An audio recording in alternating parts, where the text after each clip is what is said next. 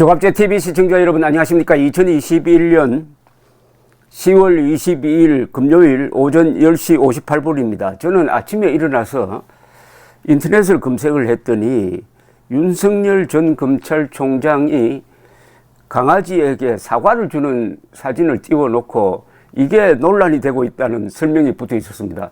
저는 맨 처음에 이렇게 생각을 했습니다. 왜 비싼 사과를 주느냐? 그 비싼 사과를 주는 게 이게 문제가 될까? 더구나 애견가로 알려져 있는데 이게 왜 문제가 될까라고 생각했는데 기사를 읽어보니까 그게 아니었습니다. 즉 전두환 관련 발언에 어제 사과를 했는데 오늘 아침에 그런 사진을 올렸으니까 어제 한 사과입니다. 이게 발음을 정확하게 해야 되겠군요. 사과를 걔한테 줬다. 그러니까 어제 한 사과는 내가 하고 싶은 사과가 아니었다. 그것을 은유적으로 표현하기 위해서 강아지에게 사과를 주는 사진을 올렸다. 이렇게 곡해를 하고 있는 거예요. 참 이상한 나라가 되었다는 생각이 듭니다. 더구나 이준석 이 일종의 이 음모론에 이준석 국민의힘 대표가 선도적으로 역할을 했다고 지금 언론에 나와 있습니다. 그 사과를 사과로 해석하는 사람이 그게 정상적입니까? 그걸 몇 단계 음모론이 발전해야 그렇게 이해를 할 수가 있는 거 아닙니까? 이런 식으로 더구나 지금 경선 과정에 있습니다. 공정한 경선을 진행해야 할 이준석 대표가 앞장서 가지고 일종의 내부 총질이라고 할까요?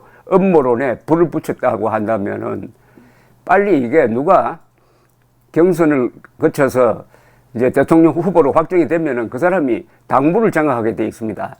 그러니까 이준석의 이 경박한 행동을 누군가는 이게 제어를 해야 됩니다. 사실은 윤석열 총장이 잘못한 게 있습니다.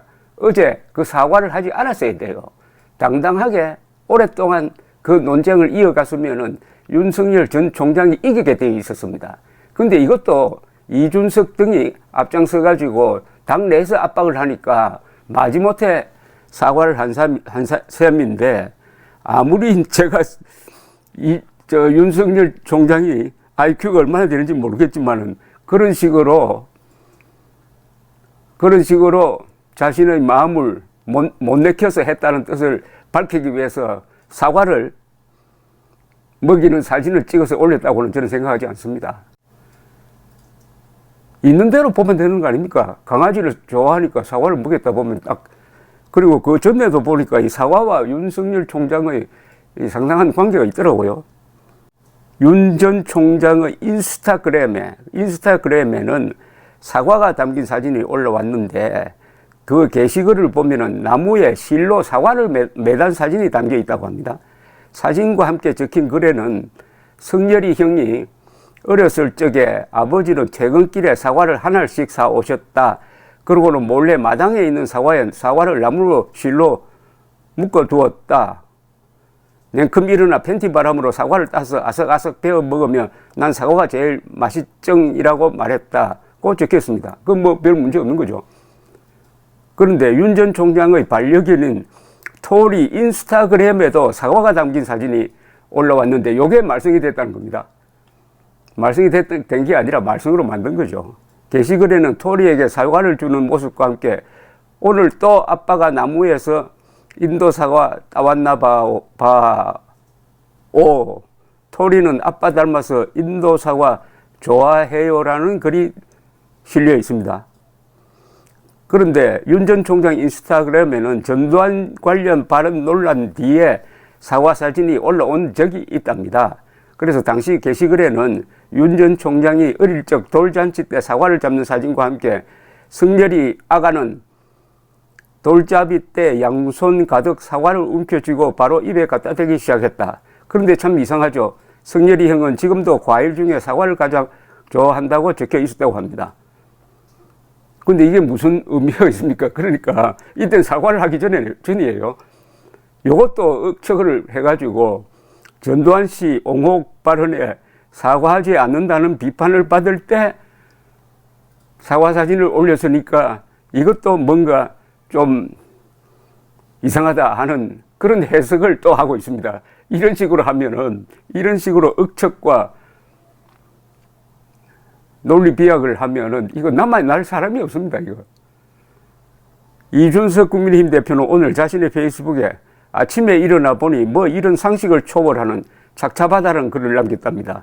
이렇게 해놓으니까 언론은 윤 전 총장이 반려견에게 사과를 주는 사진을 겨냥한 것으로 보인다고 또 해석을 하나 더 붙였습니다. 이 이준석이라는 사람은 참 머리는 좋은데 이 재성박덕은 이거 참 골치가 아픕니다. 인간성의 문제입니다. 인문교육의 부재를 느낍니다. 이런 일이 있으면은 이준석이 앞장서 가지고 전두환 논란 그게 무슨 문제냐.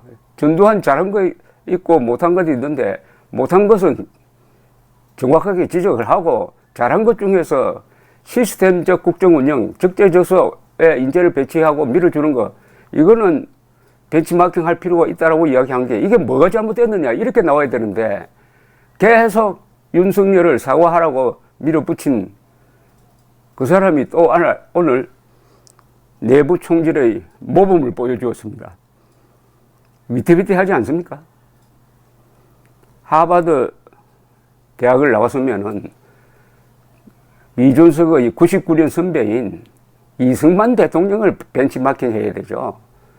지금 핵무장한 김정은과 핵무장한 김정은 편에 서 있는 이 문재인 정권을 상대로 정권을 다시 찾아와야 될 이런 국민의힘 대표가 이런 말장난하고 있으면은 우리 국민들이 과연 국민의힘 후보를 안심하고 찍을 수 있겠느냐 이겁니다.